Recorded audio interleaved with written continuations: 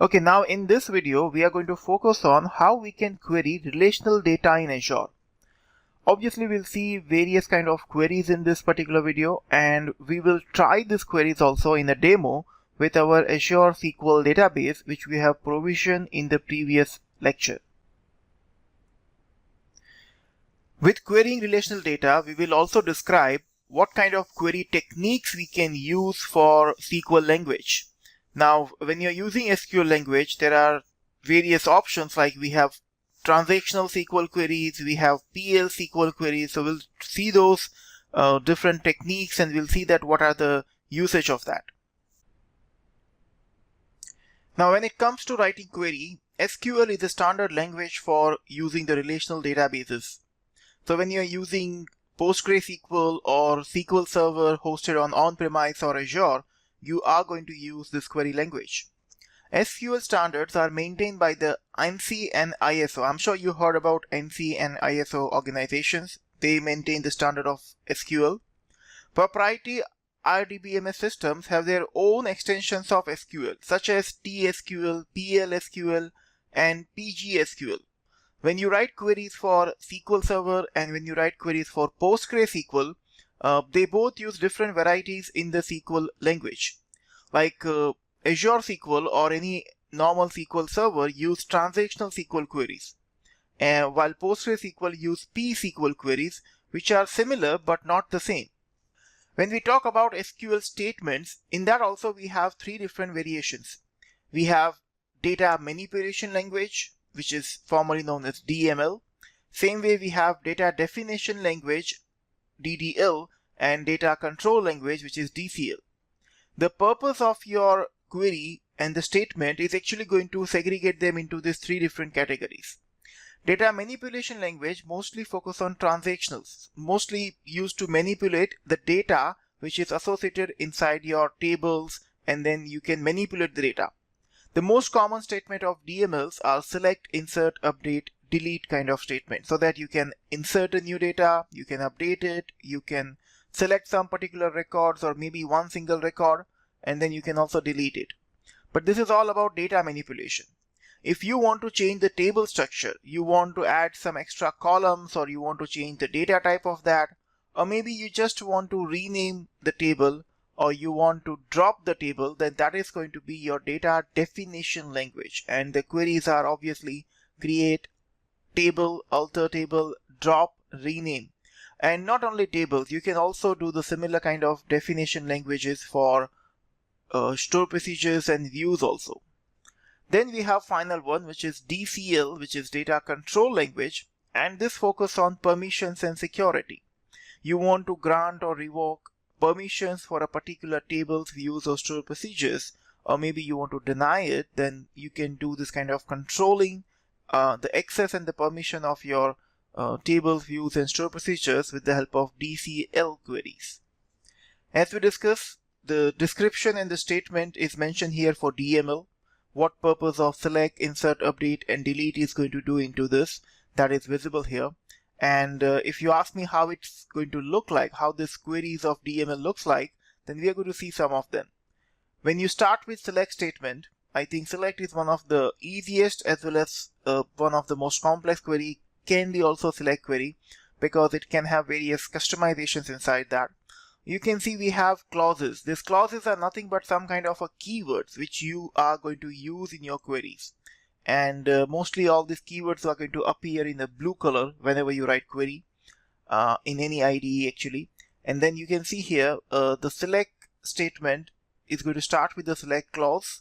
Then we have from, means from which table or view you want to select the data. Then we have where condition, which can have one or more column values associated with that. And then if you want to organize your data properly, then you have group by and order by kind of clause inside that, which can be optional. Obviously, where, group by, order by can be an optional clauses which you want to add to maybe get the proper data from your tables. The standard select statement looks like this. You can see I have a select clause. After that, I'm just mentioning I want to focus on employee ID, the year which is going to associate with the order date column as order year, and it's like I'm trying to select two columns from my table actually. Then the name of the table is sales.orders. Sales is going to be the schema, and then orders is going to be the table, where I want a specific record, not multiple. So I'm just specifying where customer ID, which is logically going to be primary key ID for customer table, and that is equals to 71. And then I'm saying that when I'm getting this thing, if I am getting more records for that particular year, then I want to group by them by employee ID, a year. So it's like for each employee and for each year I will get multiple records, and then it will be grouped by into that group, having the count greater than equals to having the count greater than 1. It means if I have minimum 1 record for that, then only I'm going to take it. And then the order by is actually given by employee ID and order year. Once you do this thing, it's going to give you a record data coming from this kind of tables, and then it's going to show you only employee ID and order year with this kind of group by condition. Same way, if I show you some example of insert statement, insert is going to have a clause insert, and with that we will have one more keyword called into, where you mention the table name. Then you have to provide the values for all the non-null columns actually. So if there is a null column, it will be optional, but if you have to provide value for the non-null columns, then you can specify not null in that column type. You can see we are providing values for order ID, product ID, unit price, quantity, and discount. And before providing values actually, I'm just mentioning column name, then values clause, and then I'm just specifying value for each one by comma separated. So it's like the first one is my order ID, which is 10255, then product ID is 39, unit price is 18, quantity is 2, and discount is 0.05%. Then you can see that table and rows constructors and multiple capabilities to insert values. So you can have multiple rows capability into insert value. So once I define an insert statement, if I want to add 2, 3 or more records in one shot, I can use this kind of query also, where the first half is same up to column names, but after values, instead of passing only one value, you can add multiple. It's like you can see I have changed the value for my order ID, and I have changed the value for my quantity and discount. The product ID is same, the unit price is same, but I just want to add some more records for multiple orders actually, and that's what we are doing in the second query. Then if we focus on DDL, which is going to take care of my create, alter, drop, and rename kind of statement for my tables, views, and store procedures, then the similar kind of descriptions will be available there as we discussed. And the example of this statement will be like create table. Remember, this is not insert table. Insert table will work only once you create a table. So obviously these queries you have to execute first in order to do the proper configuration.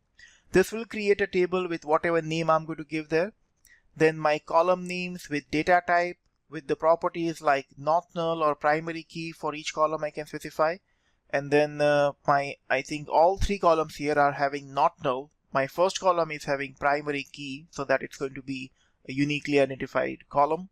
Column 1 is integer, while column 2 and column 3 both have varchar with the different kind of size associated with that. Column 2 is varchar 50, so I can have 50 characters can be stored inside that.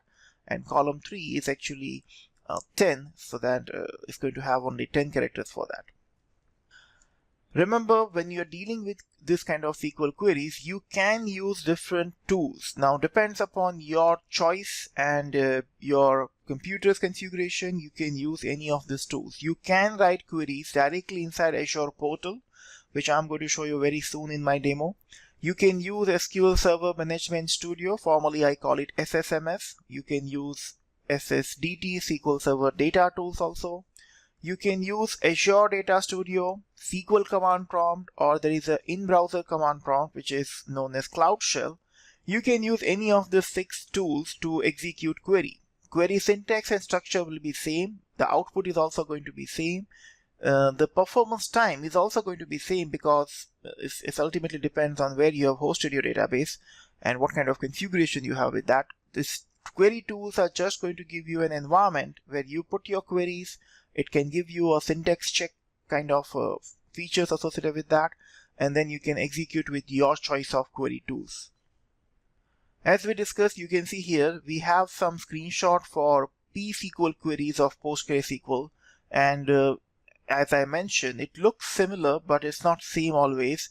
When you do create database, create table kind of options in PostgreSQL, you can see that it's showing me some create table options. Then I can specify the name, text, not null, age, integer, not null kind of questions I've given. Kind of values I've given in that. Then we have some insert statement. Then we have another create table for locations and some insert statement for that. It looks similar, and it will be easier for you to understand if you know one of them. Then that is going to be easier. But yeah, this is how we can try this thing with P-SQL queries in Azure Cloud Shell. And same way, if you want to query relational data using MySQL, the MySQL queries are also going to be similar. You just need to connect your database with any other tool where you can execute MySQL queries, and then similarly you can do that thing. You'll get better idea when we see the demo of this thing very soon. In our demo, we are going to focus on how to use SQL queries in our Azure SQL database, which we have already hosted on Azure Cloud, and that's what we are going to see now. Hey guys, sorry for interruption. My name is Maruti and I'm here to make a very important announcement. I hope you are liking our videos and you're doing a continuous learning with us on an Azure Cloud and AI related topics. If you are enjoying this thing, I'm going to announce skilltech.club, which is our upcoming website, which is going to be launched very soon. We are here to tell you one thing, that everyone who is a subscriber of this particular channel will get Azure Cloud and Azure AI related certification courses free of cost in skilltech.club. So you will be a part of the skilltech.club kind of a membership automatically free of cost. And everyone who's a subscriber of this particular channel will get those benefits which are available in that. So what are you waiting for? I request you to please subscribe to this channel and share it with your friends and families if they are also interested in Azure Cloud and AI learning. That's it from my side. Now you can carry on with your learning. Thank you. Okay, so now I'm there in my Azure portal, and I'm there with the same database which we have created earlier in the previous lesson. You can see that my database server name is listed here. I have my set server firewall kind of column where we have already seen that we have an IP address added. I just got disconnected in between, so I have a different client IP address. If this kind of thing happens for you also, then you need to make sure that this database client IP you're going to add into this. All you need to do is just click on add client IP address here in the firewall settings of the database, and then your new IP is going to be added here so that you can access to this particular SQL server. I'm going to click on save so that I can connect to the SQL server from anywhere, from any tool like SQL Server Management Studio or even the in-browser tool which is available here in this portal called Query Editor. If you are struggling to find out this database, you can go to your resource group and then you can find out the database with whatever name you have given there. I'm there inside my database. It's showing me that I'm able to see the database inside this Azure portal. Let me try to connect with this. So I'm going to click on Query Editor in the left side column, and it's going to ask me what is your login credential, what is your username and password. Remember, you have to give that username and password which you have given while provisioning this SQL server into Azure. I'm providing that password. I'm going to click on OK, and if everything is valid, if your IP address is also added, and if this particular username password is correct, it will take you to this kind of a tool. This is what we call Query Editor, and as you can mention here, this is actually having limited facilities for writing queries and executing it here. For full capabilities of this, you can use SSDT, which is SQL Server Data Tool actually. But yeah, we are okay with this particular thing for demo. If I expand tables, I don't have any tables. If I expand views, I have some system views which are by default created for the firewall rules which we have configured. And if I expand store procedures, I don't have any store procedures right now. Let me execute some very basic query. Before proceeding, I think I need some kind of tables, view, store procedure kind of thing. So I need to execute some data definition language first. So let me execute one query quickly. My first query which I'm showing you is this. You can see I have a create table query, and I'm giving some schema name which is DBO, database object, and then the table name is actually going to be EMP for employee. And then I'm specifying that I'm going to have 3 columns, ID, first name and last name, where ID is going to be integer and not null, as well as primary key. With that, I'm adding one more property, one more key there, which is actually identity. This identity is going to make sure that my value for primary key is going to become automatically added into this, and also it's going to do increment of 1 1 1 every time. So it's like first primary key record is going to be 1, then 2, then 3. I can also give some initial starting value for that if I want to start from a specific number. First name and last name both are right now having varchar 50, so it's going to be something like a string kind of thing we can add into this. And yep, that's fine. Let me click on run. I can see that it's just within few seconds, it's even not very second, 0 second, they are showing me query succeeded. And if the query is actually succeeded, then this particular table, it has to be created here. Let me click on refresh, and then if I expand tables, I should be able to see my table with the same kind of columns which I have given. It means successfully we are able to execute our first SQL query. Now obviously, after this create table, if I want to have some data inside that, like right now, let's say I'm firing one query which is select star. Star is for all the columns from my table which is EMP. If I try to select records from this, I won't get much thing because there is no record here. They are showing me affected rows are 0. Query is executed, but there are no rows, there are no data to show you here inside this query. So that's why before we execute select, we actually need to execute some insert statement. So let me just get rid of this line. And if I want to insert only one record, like I can put some record like this. You can see I have one query which is insert into this table name which is employee. I can put dbo.emp or only employee, both will work fine. I'm specifying column names like first name, last name. ID I don't need to enter because I have given it as a identity column. And then values for this first name and last name, I'm giving like Maruti and Makwana. So if I run this query, it's going to show me that query succeeded. Affected rows is 1. It means that one record is actually successfully inserted. And obviously, now if I want to add few more records, I can change my query. I can just change the value for first name, last name here also. Or maybe if I want to add more than one records in one insert query, then as we have discussed earlier, I can add on like this also, insert into employee. But this time, let's say I'm adding few more employees where Rahul Sharma and Megha Singh is also going to be added here. So 2 employees are going to be added. You just have to separate them with comma, and at the end I'm putting something like semicolon.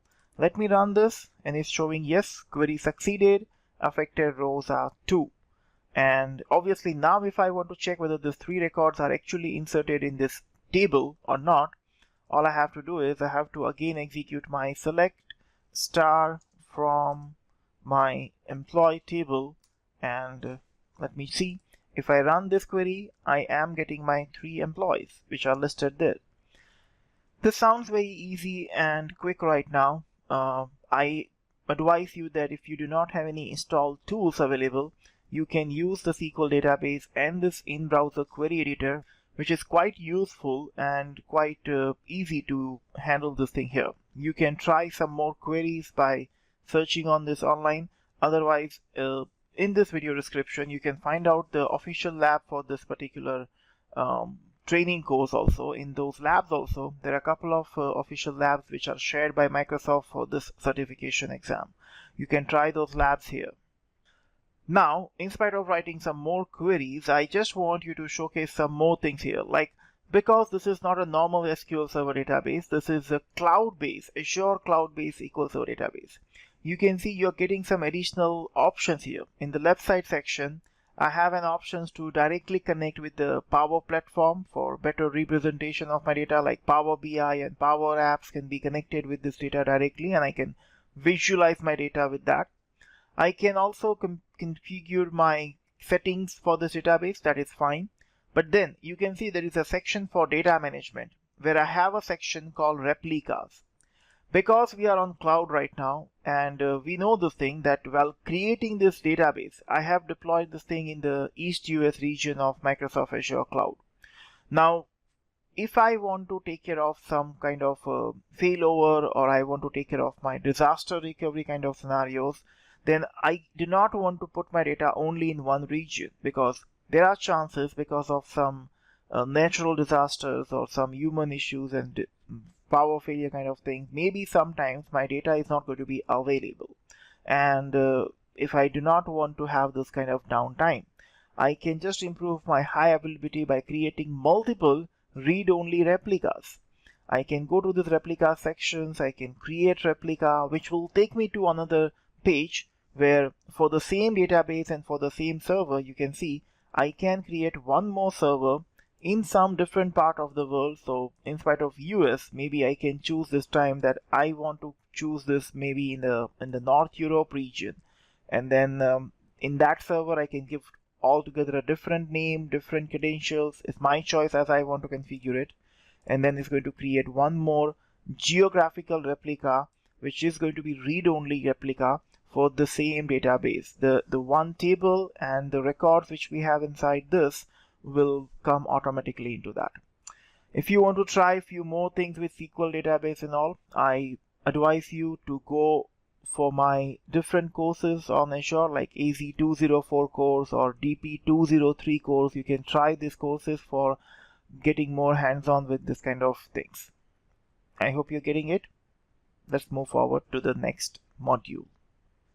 Well, I think with this we are done with module number 2 also. I seriously request you guys, if you really want to get connected with us, you can go to our official site mentorstech.com, or you can just follow us on Facebook and YouTube. We are available there also.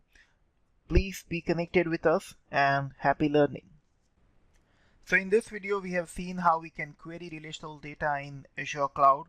We have provisioned our Azure SQL database in the previous lesson, but in this we have created some table, we have added some records into that, and we have also tried to get those records in that. And we have also discussed about geographical replication available on Azure SQL database.